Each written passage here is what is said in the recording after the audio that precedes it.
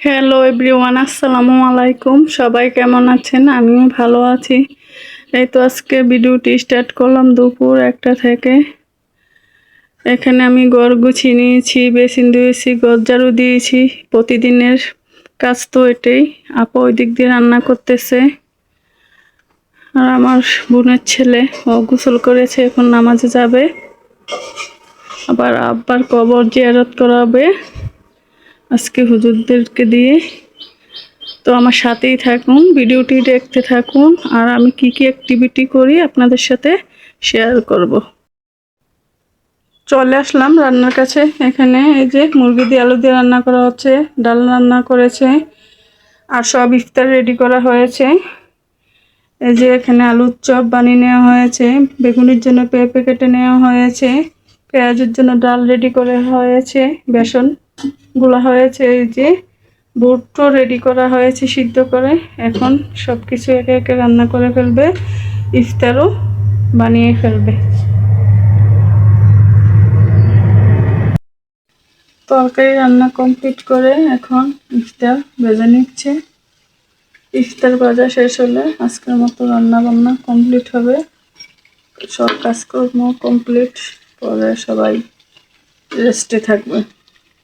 এই যে আগে বেগুনিগুলা ভেজে নিচ্ছি, তারপর অন্যান্য ইফতারগুলা ভেজে নেবে।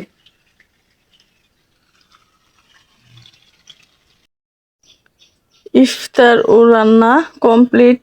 এখানে ডাল, মুরগি তরকারি, এই যে এখানে ইফতারগুলা সব ধরনের পেঁয়াজ, আলু চপ, বেগুনি, বুট সাথে আছে। বেসন দিয়ে আমরা কাঁচামরিচ এই যে ভেজে খাই, এটা অনেক মজা লাগে ইফতারের সাথে। আমরা ঘরে ইফতার বানালে কাঁচামরিচ বেসনে চুবিয়ে চুবিয়ে এটা তারপরে ভাজা হয় বেগুনির মতো, ইফতারের সাথে খাই, ভালোই লাগে। আর এখানে তো মুরগি তরকারিটা, ডালটা আছে। আজকের আয়োজনে এগুলোই ছিল।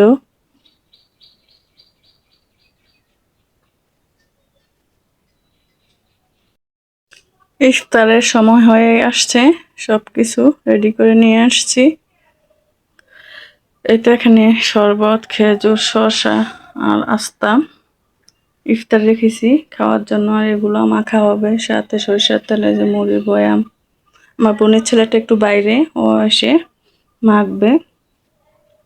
আজকে ঘরে ইফতার খাবো, বানানো ঘরে। কয়েকদিন তো বাইরের ইফতার খেয়েছি, আজকে আবার ঘরের ইফতার খাবো।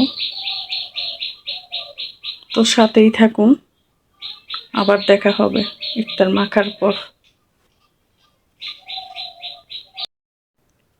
ইফতার মাখা কমপ্লিট। এই তো শরবতগুলো ঢেলে নিয়েছি গ্লাসে, মগে। সবাই বসে আছে, কখন মাইক দিয়ে ডাক দিবে সেই অপেক্ষায়। আর 5 মিনিটের মতো আছে। আলহামদুলিল্লাহ, যা কিসমতে রেখেছে তা দিয়ে ইফতার করব আমাদের সামর্থ্য অনুযায়ী। আজকে আর ভিডিওটি বাড়ালাম না। 18তম রোজাটিও যাতে সবার সুন্দরভাবে ইফতার করে সম্পন্ন হয় সেই দোয়া করি। আমাদের জন্য দোয়া করবেন, আমরাও যাতে 18তম রোজাটি সুন্দরভাবে ইফতার করে সম্পন্ন করতে পারি। আজকে এই পর্যন্ত। আমার ভিডিওটি ভালো লেগে থাকলে অবশ্যই লাইক কমেন্ট করে দিবেন। আপনাদের একটি লাইকে আমার ভিডিওটি অন্যদের কাছে পৌঁছাতে সাহায্য করে।